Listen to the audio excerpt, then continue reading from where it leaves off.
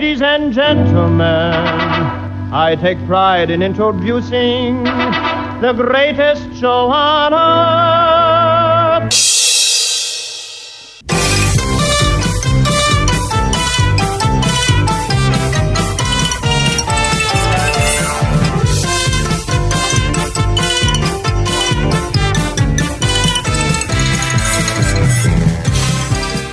Hi, everybody, and welcome to the Uncle Floyd podcast number 32.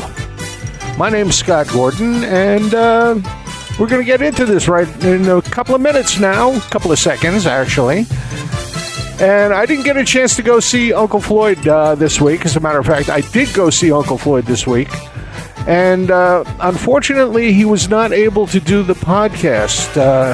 He developed a little bit of a urinary infection, and he was on antibiotics, and he was kind of sleepy most of the time, so I just let him rest and talk to him, and we had a little bit of a conversation, but he was tired, so I didn't bother him with doing the podcast. So we have another guest today, a guest we've had before, and here he is, David Burd.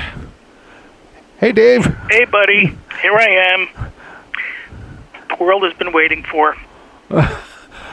So, what have you been up to since we talked last? Well, nothing of interest to the listeners. The thought occurred to me, though, we did one of these before. Yeah. How about, you've covered me, you interviewed Skip Rooney, you interviewed Charlie Stoddard. How about I interview you, and we can get to, your background and your history and how you came to be on the Uncle Floyd show. Oh, yeah, okay, let's do that. That sounds good to me. I always like to talk about myself. Yeah, and I've already had a chance to talk about myself. So start us off. Where, was it high school when you first started getting interested in show business? Well, no, I've actually been interested in show business. I had a babysitter by the name of Ed Ordway, who was he was an Olympic skier back in the 1950s. And he lived in the town that I lived in at the time, which is Oradell, and he did magic. He brought some magic stuff over and showed me a couple of tricks and gave me my first magic trick at 7 years old. And, what was it? Do you remember? Yeah, it's a thing called the genie bottle. It's a genie bottle. I still have it. It's sitting in a box over here. I don't throw anything out. Neither do you, but we won't get into that right now. I've got so much junk in here, it's unbelievable. I had to move 15 boxes to get to the electrical panel this morning when one of the breakers popped. So I started doing the magic at that time and bought the Hasbro Sneaky Pete Magic Kit. My father bought it for me for Christmas. Oh, that sounds familiar, yeah. And I still have a couple of the things from that here as well. And that got me into magic. And a little bit later on, I started to listen to music. My parents took me to accordion classes. And I learned how to play a little bit on the accordion and decided I didn't like that. So I dropped it. Nobody likes it. No, I got a good friend who's a really good accordion player. Oh, okay. I give him a hard time all the time about it. But the accordion was not my instrument, and eventually I stumbled upon the guitar. My parents bought me a guitar for Christmas one year. I had it all for 2 months, and then a girl from 2 houses down who was visiting my sister came into my bedroom, and I had my guitar on the bed, and she sat on the guitar and broke the neck. Oh, no. So I immediately screamed at her and kicked her out of my room, of course. But then I just, went without instruments for a while, listening to music. And about a few years later, I got another guitar, learned how to play that, just a little plunking around at home. And we moved from Oradell to Mahwah in 1963. And that's when met.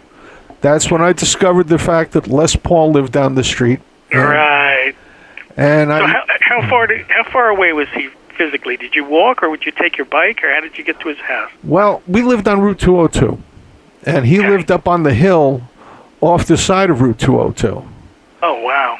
So it was about a mile and a half down the road. But Route 202 in that area, there's constant accidents. So I was kind of forbidden to ride my bicycle down 202 unless my parents knew exactly where I was going. So I snuck out and I rode down the Ramapo River bank. Through the woods. The back way, okay. Had a farmer chasing me at one point, going through his property. And I got to where Les Paul lived. Banged on his back door, and he opened the door. Wow. Door opened up, and there's this guy, and I looked at him. I knew who he was because I'd seen pictures of him. And I said, "Hi, Mr. Paul. My name's Scott. I live down the street. You need your studio swept out or anything?" And he took one look at me and said, "Yeah, kid, come on in." So, and you were familiar with his music, obviously, and his very familiar with his music because my father, his work on the electric guitar, which is at least equally important, if not more so. Exactly. Well, the most important thing that he actually did, the two most important things was one, he invented the echo chamber. Right. And two, he invented multi-track recording. Right. Which, if it wasn't for multi-track recording, we would not have music the way it is today at all. No, of course, yeah. And interesting point, he never had a hit on his multi-track machine. Everything was done sound on sound using a single Ampex tape recorder, where he had to, every time he recorded something, it would destroy what was recorded previously. Right. So let's say you had 15 parts. You got to part number 14, made a mistake. You had to go back and start with part number 1 all over again. Oh, wow. And none of the big hits were recorded in Mahwah in this house at all. Which they moved into, I think it was 1954, 55, sometime around there. Okay. But you know, I hung around. I worked roadie for his son Russ's band. Right. Who Russ was Les Paul Jr. actually, Lester Paulfus Jr. And we traveled around. I did roadie stuff for him, and filled in every once in a while on guitar, bass whenever one of the other guys had to go to the men's room during the show.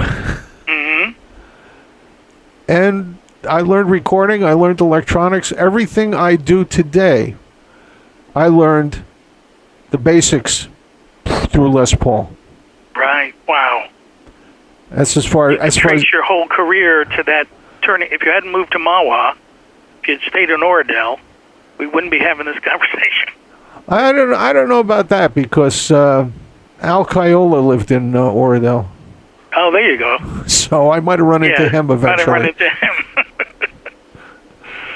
So you had, I know you had a band because I've seen the 8x10. You had was it a blues band? That particular band, believe it or not, years before I met Floyd, was an Italian language based rock and roll band. No kidding. It was. We used to play all the Italian clubs in Patterson. We used to play the club. And just to be clear, you're not Italian. No, I'm Polish. Right. I'm more Polish than anything. Polish, Scottish, Irish, English is what I am. Right. And we worked all those places. In fact, Floyd has a cousin who's a very well-known doctor. Is Mary, and she used to come to the clubs in Patterson when we were playing there. Wow, small world. Yeah, tiny world, and half the people. Italian language rock band. Yeah, you have never heard anything until you've heard "Whiter Shade of Pale" done in Italian. So I was just going to ask you, were you playing covers or original music? No, we were playing covers. I was singing most of the English language stuff, and they were singing the Italian language stuff. Eddie, Nicky, Frankie. Joey, Vinny. Yeah.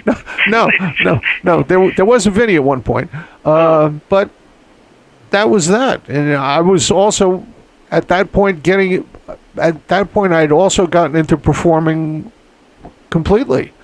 Right. I was. And you were on bass? No, I was on guitar. Right. Okay. For that, Eddie played bass, and Joey played drums.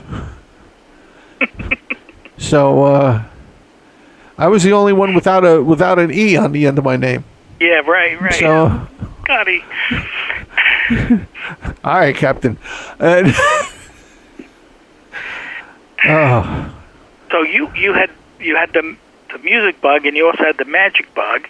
You were performing as a magician, because I remember you used to do tricks on the Uncle Floyd show early on. At that point, I'd also taken courses in Shakespearean acting. Right. Okay. When I was the year between junior and senior in high school, between 11 and 12, I actually went to Hollywood and went to stunt camp. Wow. They had a high school age stunt camp, and that's how I learned how to fall down. And you did plenty of that on the TV show. Did a lot of falling down on the TV show. Yeah. When we didn't have an ending, it was all right at the end, Scott. You fall down. That was the punchline. There were 3 emergency endings when we didn't have an end of a bit. Right. 1 was Scott falls down. Mm-hmm. 2 was Scott eats everything. Right. And 3 was we get up and walk off. Yeah. You consumed a lot of calories in some of those bits. Although Fatso Papasso, I guess, was worse. But well, no, Fatso Papasso never really ate much of anything. He ate little bits of stuff. But I was the one. There was one sketch where I ate 24 Peeps. God. Yeah, I wouldn't wish that on anybody. And whenever I tell the story about it, it gets laughs from my friends. Yeah. We did a sketch on New Jersey Network before you came back to the show called the Evelyn Woods Speed Eating Course. Yes, I remember this. And my favorite part of it was at one point I'm laying on the floor and Floyd puts a funnel in my mouth and pours an entire quart bottle of soda into the funnel, orange soda. Yes. And as it's halfway down, I couldn't swallow it fast enough. I put my tongue up against the bottom of the funnel, clasping it in my teeth. And I realized, let me see if this works. I breathed in through my nose, and I blew out through the funnel as hard as I could, and it was like a volcanic eruption of orange. Oh my goodness! That was. I want to get back to magic. So I've seen you do, like the classic, the linking and unlinking rings, the cut and restored rope, the producing a dove in a flaming pan, that kind of stuff. And the bra trick I used to do on the live shows. Yes. I have a recording of that, which I may play on a Tuesday night on This Was the Uncle Floyd Show on Stage It. Wow. I may play that at some time or other, but it's definitely no longer politically correct. And what's the end on that? You pull the 2 silks, and there's a bra in between them, right? Right. A woman's holding it up or stuffed into her shirt, and I pull the 2 silks from behind her. Right. And looks like a bra comes off. Stuck between the 2 silks is the bra. Yeah. And do you remember? I'm sorry to interrupt. We did a show.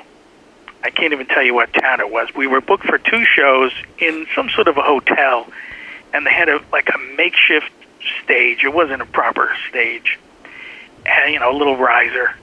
And behind the riser was a floor-to-ceiling mirror, and you were scheduled to do magic. I was like, this is the biggest. I think we had them put a tablecloth over it or something, hang a curtain. I mean, the one thing you don't want when you're doing magic is a mirror right behind you. So any little moves you're doing are completely visible to the audience. That was, I think that was in Springfield. Could be. It was a hotel. It was never intended as a performance space. That might be the hotel that we got very ticked off at the maitre d', and Floyd and I stole a bunch of silverware. I just remember walking in there saying, "Okay, you guys sit up over here," and this huge mirror. I still have the silverware, by the way. Oh, okay.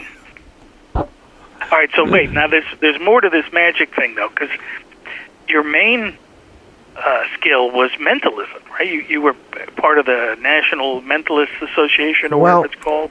I'm one of the 5 founders of an international association called the Psychic Entertainers Association. Psychic Entertainers, okay. Now tell everybody what mentalism is. Mentalism is basically psychic work. You make it look like you're a psychic. Right. You make people think you're reading their minds, you're predicting what they're doing, and it's an illusion. It's theater, right. And you come on the stage, and basically you're an actor playing the part of someone who actually has the ability to read minds. You told me one of the bits one time, and I still remember it, about you're asking the audience to think of a ferocious jungle animal. Right. You know what I'm talking about? Yes. And then you give the audience a couple of beats. Okay, everybody got it? And then you say, go ahead. Lion. How many of you are thinking lion? And it's usually over 50%. It's 50 to 70%. How did he know I was going to say lion? But it's just a certain words that you use, certain verbiage that just triggers them to all think in that direction. They don't realize they're being manipulated. Well, in the society we live in, there's certain things that were ingrained in our minds as we come through school. Right. And when you get everybody who has that same type of programming, you generally know which way they're going to go. But it's carefully calculated. If you had said, name a dangerous jungle animal, right, you might have got rhinoceros. But the word ferocious immediately makes them think of lion, or, I don't know exactly how it works, but there's a way to tap into that, you say, that pre-programmed response. Yeah, without getting into the specifics, because I don't want to give it away for other people who may be doing it. Yeah. But you did it on me, and I was like, holy cow, that was great. There's other ways of doing it. There's techniques that are used constantly by all the people who perform it, right, that are amazing. Now, today, there's a lot of people doing things electronically, and right. I don't do it that way. I don't work with the electronics when I do it. Right. So you would have performances, but you also went to conventions. I remember you're like, going to the National Psychic Entertainers Convention this weekend, that kind of thing. It's referred to as the meeting of the minds. There you go. Wow. And as a matter of fact, we're coming up on the 50th anniversary of it. Wow. So we've been doing that a long time. It was myself, Diane was the first secretary of the group. Your wife. Right. Mary Lynn, Tony Raven, and Bob Cassidy were the 5 original founders. If people want to take a look at it, they can go to p-e-a.org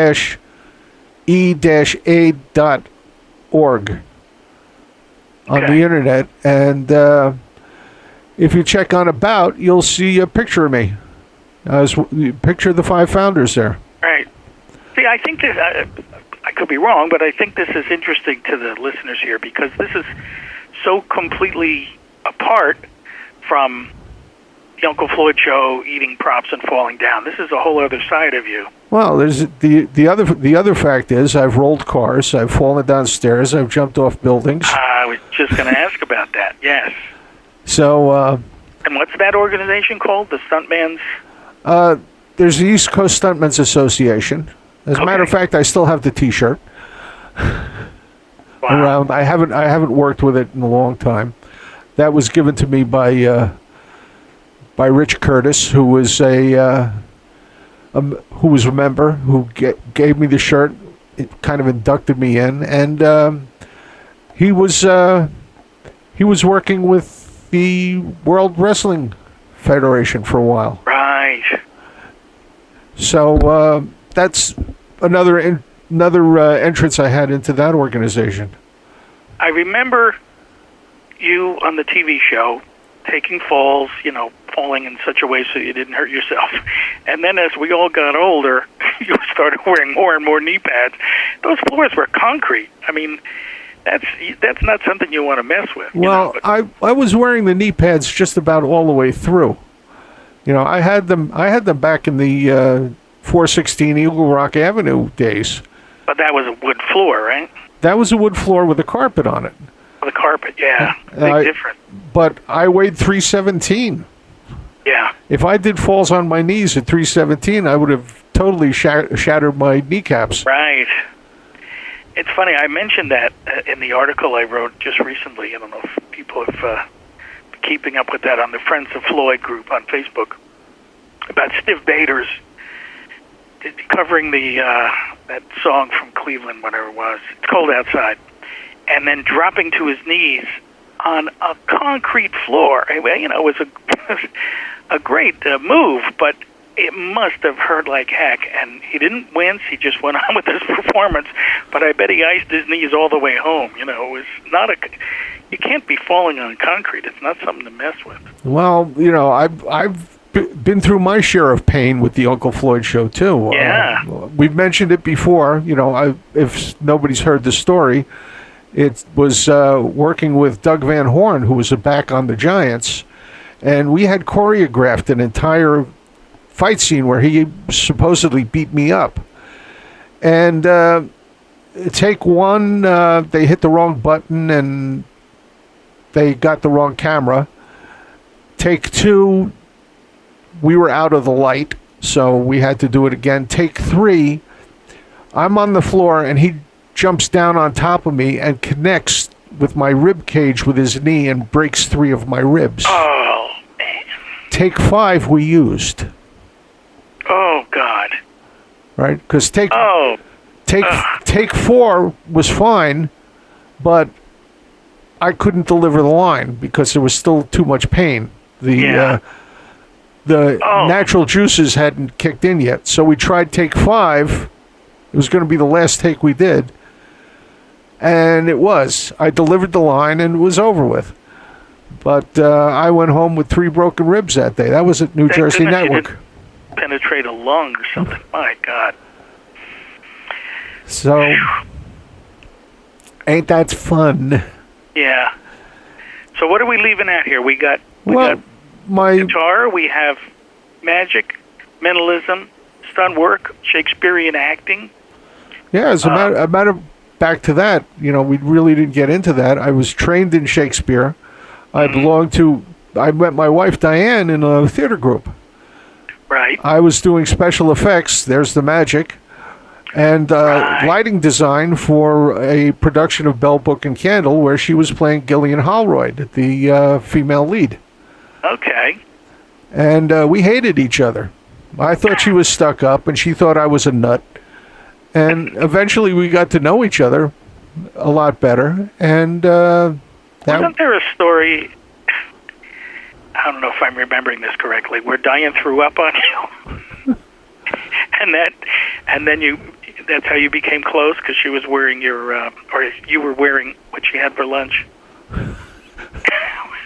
Yeah. She did get sick on me once, but that was a little further into the relationship. Oh, okay. Our first I thought that was like a meet cute, like, I met this girl in the theater, she threw up at me, and we got married.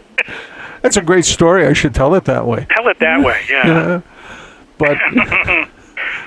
But later on, after we were married. Actually, I think it was within the first 2 years we were married.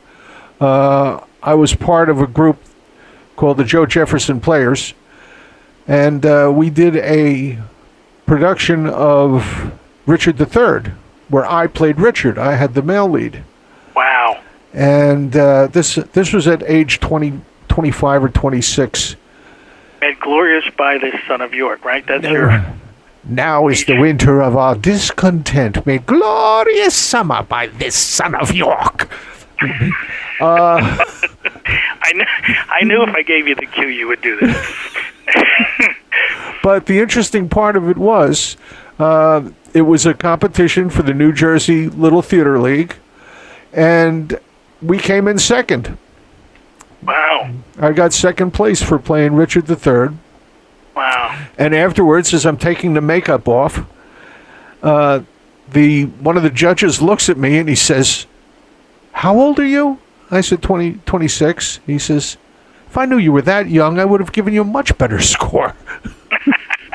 So, who the heck knows? Right. But right. So that was the Shakespeare stuff, and after that, I started getting into the Uncle Floyd world, and right. People no longer took me seriously as an actor. Sure. You know, sure. I became Chuck Littlehat. I thought of you today, actually. I was in the dollar store, and they were selling those little hats for the 4th of July, little red, white, blue hats. And, of course, they did label them, Chuck Littlehat, but it was right in your size, too. Yeah, I got the hats from... Floyd had the first hat. It was a puppet hat that fell off. A puppet. Oh, okay. And after that, I bought a whole bunch of hats. I bought them through Oriental Trading. You could buy an assortment of little hats. Oh, yeah. And that's where I got all the Chuck Littlehat hats. On a related subject, you talk about magic, but for years, one of our sponsors was Ken's Magic Shop. You worked there. You were demonstrating tricks, right? People would come in and say, "Show me how this is done." And it was a great source for wigs, rubber noses, spirit gum, and liquid latex glue, and all that stuff. It wouldn't have been the same Uncle Floyd show without Ken and that shop. Well, if it wasn't for Ken's, I wouldn't be on the show. Yeah. Because Al Cavallero came into the shop. Right. And there was a bunch of guys, and the computer was involved as well, believe it or not. At the time we were starting to mess around with computers, there was a thing called bulletin boards, which a local guy would take his computer, hook it up to a modem, and you could call in and leave messages and play jokes on people. Right, right. Now, Al Cavallero was on this place called David's Place. It was the name of it. It was set up like a restaurant with a kitchen and the dining rooms and all this other stuff. And I'm going to go a little sideways here. And David's Place is responsible for the fact that junk email is called spam. Wow, they're going way back, yeah. We had a room called, at the same time, Monty Python was coming up. And people would go on and leave a message, just put spam. And someone would answer it with spam, spam, spam. And then it would just grow and grow. So David set up a section called the spam room where you could go and do that and didn't interrupt every other conversation. Mm-hmm. Wow. And there was an article when junk email started to go crazy in Computer World, I think was the name of the magazine, or Computing, one of the two things. And the guy who wrote it said, "This junk email that we're getting is about as useful as the spam room on David's Place." Wow. And that's how it got the term spam for junk email. Wow. So back to Al Cavallero. There was a David's Place barbecue at David's father's house, who had this huge estate in Hohokus. And we all got there, and I was talking to Al, and Al said, "Yeah, I'm on this TV show. Have you heard of it, Uncle Floyd?" I said, "Yeah, I'm at Ken's." Al didn't come into Ken's. He went into Mecha Magic. Oh. And he said, "Oh, you should come on down Tuesday during the day and see the show." Yeah. Yeah. I went down, met Floyd. Floyd said, "Hey, you look funny with the beard. Can you do a bit?" Right. I said, sure. He said, well, bring a costume next week. So I brought the Shakespearean stuff, and Sir John Watercress was born. Right. I remember Al Cavallero is kind of forgotten. It was only that first couple of years, I guess. But he had 8x10s, because I have one autographed. You know, went to see Floyd doing, might have been Zip's Ice Cream Parlor or one of those personal appearances. Well, Zip's wasn't until much later on. Okay, but it was one of those type things where it was an autograph signing, maybe Fairy Tale Forest, I don't know. And I got an autograph from Tony Petrillo and also from Al Cavallero. They both had gone to the trouble of having pictures printed, you know, glossies. Although I don't think they were 8x10, might have been 5x7. But no, they were 8x10s because I have them too. You have them too. Yeah, they are 8x10s. Holding cards in one hand and a wand in the other, right? Right. Remember correctly. But yeah, and then he left, and you took over. And I remember I told you last time, I remember your first episode, because I used to call my buddy after the show and say, did you see tonight's episode? What do you think? I remember saying, what do you think of this new guy? Scott Gordon, he's pretty good, right? We agreed you were acceptable. I'm glad I was accepted. Yeah, you received our blessing. So I'm looking at the clock on the wall. We've been talking half an hour. We did a good half hour. Okay. We've done a good half hour. Right? We've given these people a lot of stuff, and we still didn't get into the crazy during the Uncle Floyd show stuff. Yeah, that's a whole other. We could add a 6,000 some episode. We could talk forever about that. So, do you know how many you were on? Did you count? Oh, I was on from October 12th, 1976, till the last show at Cablevision, which was October of 1998. Right. So that's got to be 4,000. It's 4,000 or more. It's got to be. Well, we did an average of 260 shows a year. Right. All right, which always baffled anyone who worked in television who came to see us. Right. I remember the Python guys, Graham Chapman and Terry Gilliam, when they did the show. I was talking to him after. He says, so how many shows do you guys do? I say, well, we do 5 a week. They said, yeah, well, how many weeks? I said, we average about 250, 260, and their eyes bugged out. Right. And they said, we do 10 a year. Yeah. But they worked on theirs. They put some thought into it. They had a budget, and they had writers, and they had material. We had no material. Right. You know, we just went out there and did what was in our heads at the time. I know. I used to keep track of all the episodes, and I lost track somewhere over 1,000. I mean, Cablevision alone was another 100 episodes, and I was on 90 of those. So, I don't know, 1,100, 1,200, something like that. But you must be at least 3 or 4 times that. Well, the total episodes of the show are 6,988 or something like that. I think it's 6,399, if I'm not mistaken. Is that it? But that includes the ones where Floyd walked around the towns and bothered people. That includes the one where Floyd would interview rock bands and so forth. But the comedy show, the variety show, was somewhat less. Well, I've just come across something that was very interesting. It's one of the in-between the comedy show on CTN at OBC and the beginning of Cablevision when Floyd was doing the talk show with the bands. Right. It's Floyd doing an interview segment with Blades and Bagels. No kidding. Which is Dennis DeLeo and Tim Halecki. I couldn't remember the other fellow's name. I knew it was Dennis DeLeo. Yeah. So that may show up on the Tuesday night sometime. We might as well plug that while we're at it. Yeah, Tuesday night, 8:00. Tuesday night at 8, we have a date on Stage It. It's at 8 o'clock Eastern Time, 8 o'clock p.m. Eastern Time, every Tuesday night at stageit.com. And you can go to it directly by going to theunclefloydshow.tv. If you just type that in, you'll go right to the site where it is. And It costs $5 to come in, but while Floyd's laid up healing, we take all the money after the cost of doing it and send it to Floyd. And you should point out, too, this is not a flash-in-the-pan thing. We just did our 222nd episode, right? Right, and I have to program number 223 tomorrow. Yeah. All right, well, we better wrap this up. All right, so We could talk all day. if you want to send a letter in with questions that you want to ask Floyd when we get back to doing it with him, which should be next week, you can send it to ufpodcast@sge-inc.com. That's ufpodcast@sge-inc.com.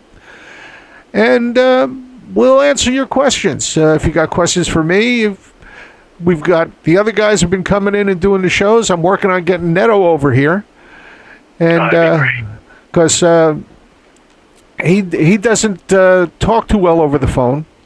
He doesn't like to talk over the phone, so I'm probably going to just go over and pick him up and drag him over here because he lives. Yeah, why not? He lives within 10 miles of me. I might as well go over and get him, and we'll get another one of those done. And who knows what's going to happen? We try and do something different every time. So, yeah, that's it so far. We've been having a great time here. Dave, thank you so much for coming in and interviewing me. And thank you for answering all my questions. Yeah, well, one thing we always did, we always told the truth, which is nice. So hang on to the phone. After I close off the show, we'll keep talking for a few minutes and get all those things off our chest that we've been doing in real life. All right, so, Scott, see you Tuesday. Everybody, have a great time. We'll see you next time. This is Scott Gordon, out for now. See you next week. This program was produced in the studios of Scott Gordon Enterprises, Incorporated in Paramus, New Jersey.